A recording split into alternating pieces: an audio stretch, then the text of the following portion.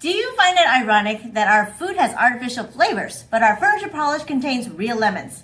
And what did they do to those poor lemons that you have to keep the room ventilated lest you become ill from the fumes? Our world may come prepackaged with chemicals and toxins, but it doesn't mean we have to accept it. In today's episode, we'd like to share easy tips on how to keep your space nice and clean using only natural products.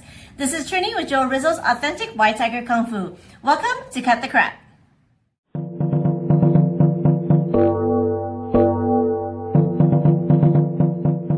Everyone loves the satisfaction of having a clean, fresh-smelling home. But what many people don't realize is that commercial cleaners may contain chemicals that are quite harmful for humans, plants, and for pets. The worst part is that not all ingredients have to be listed on the packaging, so you really don't know what you're putting into your home. At our school and in our own homes, only toxin-free cleansers are used because the health and wellness of our staff, students, and our families is paramount. I mean, why would we spend all this time training our mind and our body in class only to poison it with our cleaning supplies? All but one of our cleaners are DIY, and the one cleaner we do buy, we purchase because we watched the sales rep unseal a brand new bottle and take a drink out of it right in front of us before starting his cleaning demo on our floors and carpets. That's a product we can get behind. For everyday, all-purpose cleaners, you only need a few ingredients that you may already have laying around and a commitment to clean living. Let's get started. There are two bases that we use to make cleaners. The first is vinegar. Vinegar makes a great bathroom cleaner because it can dissolve soap scum and remove water spots. When used in conjunction with baking soda, it makes an effective foaming toilet cleaner. It also offers streak-free cleaning of glass and mirrors.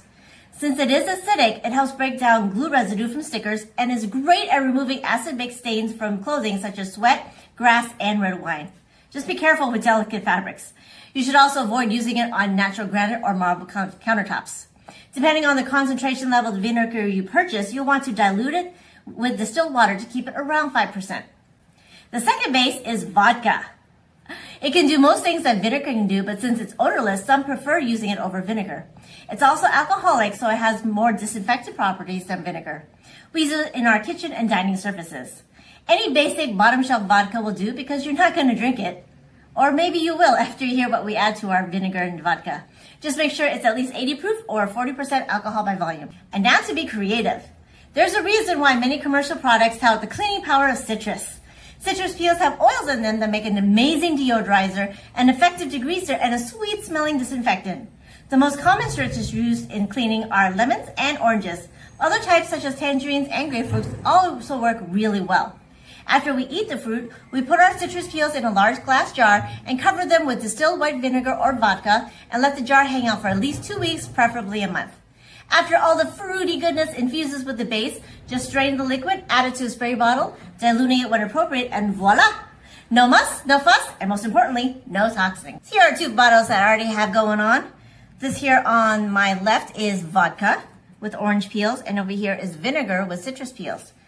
You'll notice that there's already a difference in coloration. The darker color, the more infused it is, and the stronger the orange or citrus peels are. This one right here, the vodka, haven't been sitting as long, so it's not quite as dark, but it still smells really amazing. And these are fruits I have from my garden and from friends' gardens that use zero chemicals on their fruits and vegetables. For the vodka, just to prevent mold from building up on top, I actually have a weight that I use to push the fruit down underneath the level of the vodka. This is just an old bottle cap. The vinegar is pretty much sitting down below. I don't have any issues. If you don't have any way to push the liquid down, just give it a shake every day or every other day to keep the fruit underneath the level of the liquid. We hope we've inspired you to consider a more natural approach to cleaning. Let us know in the comments below how natural cleaners are working for you and if you have recommendations for future episodes. In the meantime, we'd love for you to subscribe to our channel for more ways martial arts can help you live a clean and healthy life. We'll see you next time.